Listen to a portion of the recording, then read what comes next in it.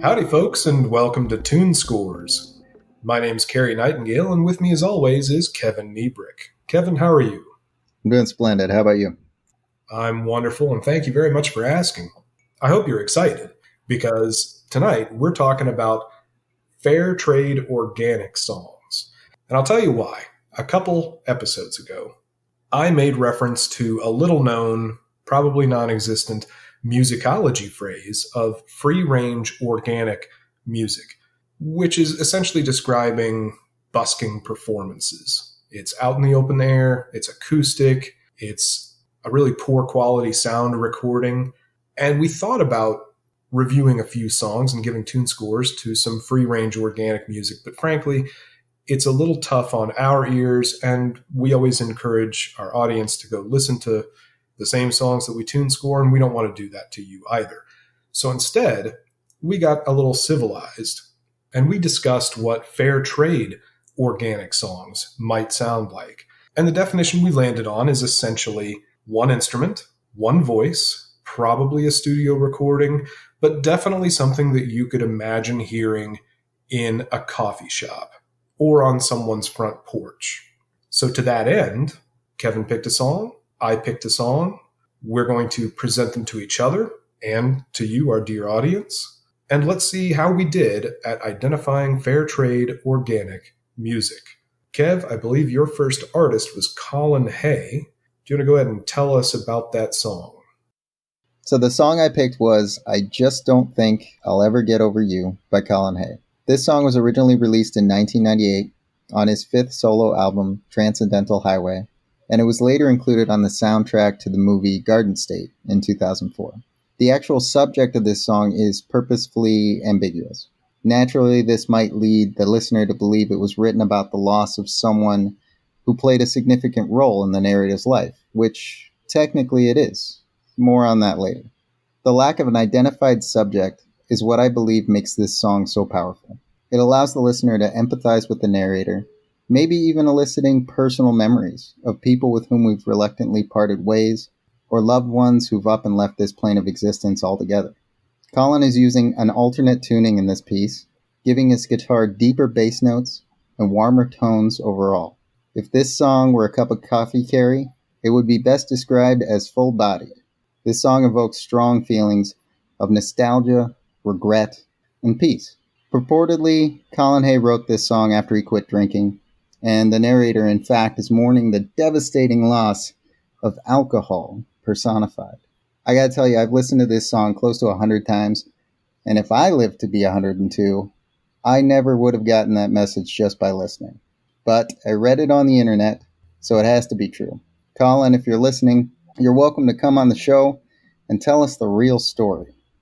I love this song, and I was really happy to learn something new about this song that I've listened to so many times. And now I have a whole new context in which to appreciate this piece.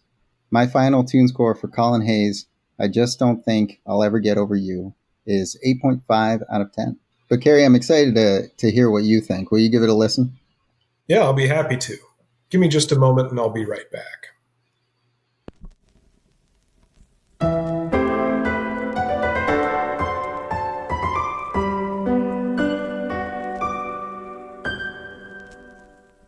Okay, I'm back.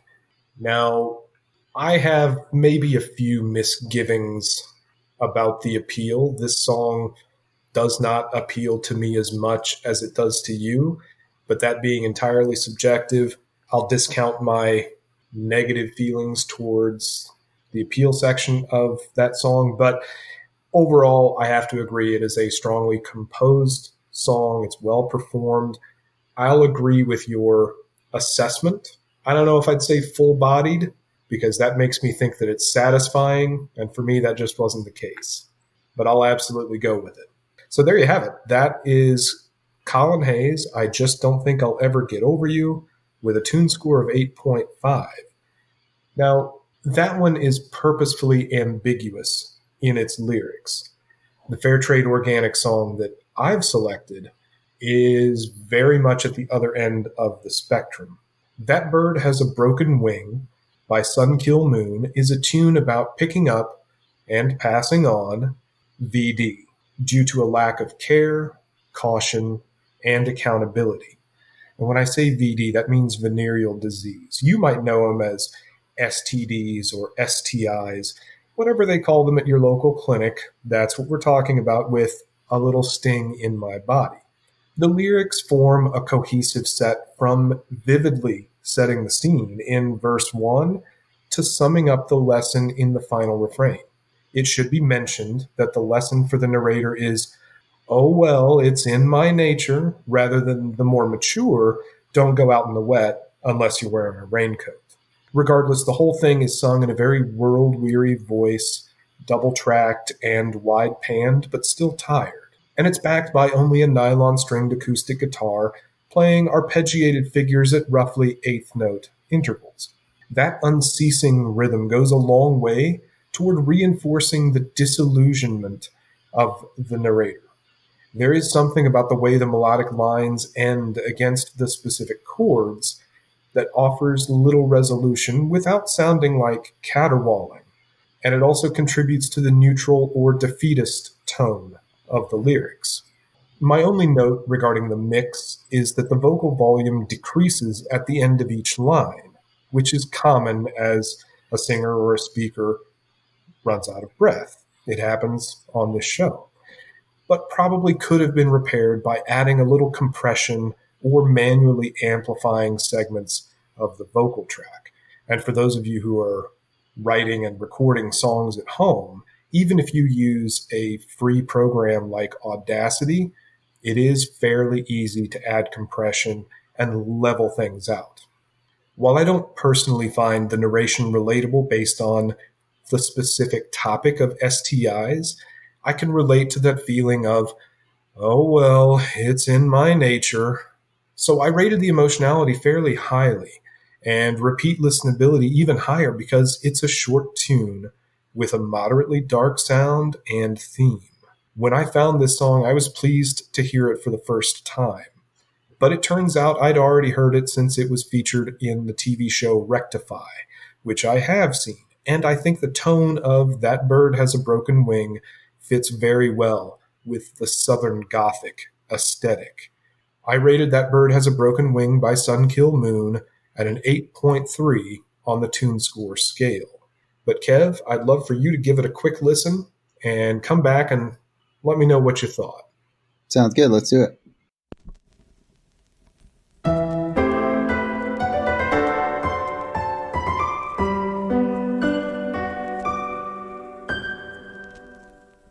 So, Kev, what did you think? Yeah, that was great, man. I agree with you 100%. Okay, awesome. Thank you. I'm glad you enjoyed it.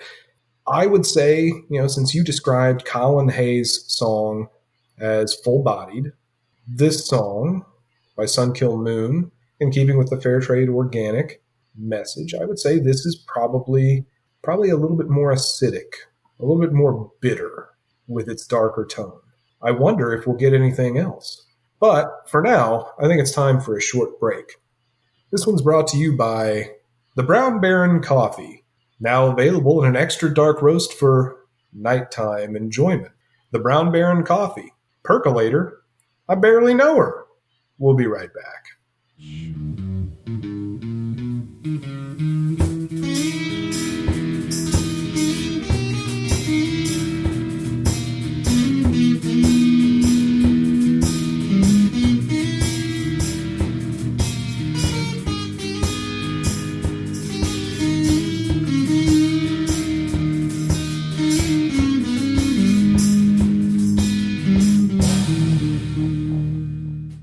Howdy, folks, and welcome back.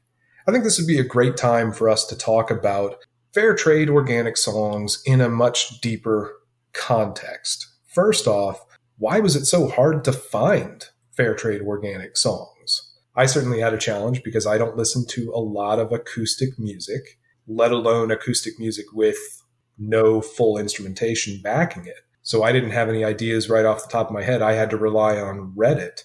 Kev, did you encounter roughly the same challenge? Well, you're right. It was tough. And I even went the easy route of listening to like singer-songwriters, solo performers. I listened to some James Taylor and Joni Mitchell, even some more obscure acts like Tom Waits or Jim Croce. The fact of the matter is, most of the recordings I listen to, and most of them you'll probably find, are going to have some background instrumentation, some maybe backup vocals. So finding a song where it's just a single performer, singing and playing one instrument, pretty tough pickings, pretty slim pickings there. I'm afraid part of that was our own fault too, because it turned out we had already tune scored a couple of how we describe fair trade organic songs when we did Adele's Someone Like You. And then what was the other one? It was Randy Newman. What was the name of that Randy Newman song? Oh, You Got a Friend in Me. Well, I know I do, Kev. Thank you. But what was the name of the song? You've Got a Friend in Me? Well, oh, that's the name of the song. Great. Thanks, Kev. So we'd already discussed two that had been fairly popular, but I think our very narrow description and the way that we defined it was very limiting, and the fact that it's just not something that makes it to mainstream relevance very often. Those two songs that we just cited obviously being something a little bit different. And we had also tune scored early in our sound appraiser process as a matter of calibration, Kev. I don't know if you remember this. Nose on the Grindstone by Tyler Childers. Do you remember that one? Oh, yeah, that's a great tune. Kind of a scruffy guy. It was just recorded in a studio for the purpose of doing a video. And I don't think it was ever released commercially beyond that. But just an excellent track. I'm looking through my notes, and it looks like that one also scored in the mid-80s. It was an 8.4 for the tune score. It basically reminded me of something that you could hear sitting on the front porch of your Appalachian home in 1920, with the exception of 1920, you'd probably be talking about prohibition of alcohol. And this song, being more recent, is talking about the opioid epidemic that's impacting rural Americans now in a way that it hadn't 100 years ago. But that was another example of just an excellent fair trade organic song. And I'll tell you, Kev, I have recently, because of our task of tune scoring for this episode, I've recently found a couple of YouTube channels that sort of specialize in this sort of thing, typically with what you would call country folk artists, cowboy type artists. But for those of you at home who are interested in these types of recordings and getting a little deeper into fair trade organic type music, check out the YouTube channels for Western AF and Gems on VHS. A few artists that I've recently discovered that I liked from those channels were Coulter Wall, Benjamin Todd, and Sierra Farrell. So I'll absolutely recommend them, along with, obviously, Tyler Childers, son Kil Moon, and Colin Hay. So I think it really brings us down to wrapping this whole thing up, Kev. And I think the two, were sort of double-barreled question to ask, and I might answer this a little bit differently than you will. What makes a good song that could be categorized as fair trade organic? And what lessons then should an aspiring songwriter take from that? Kev, what do you think?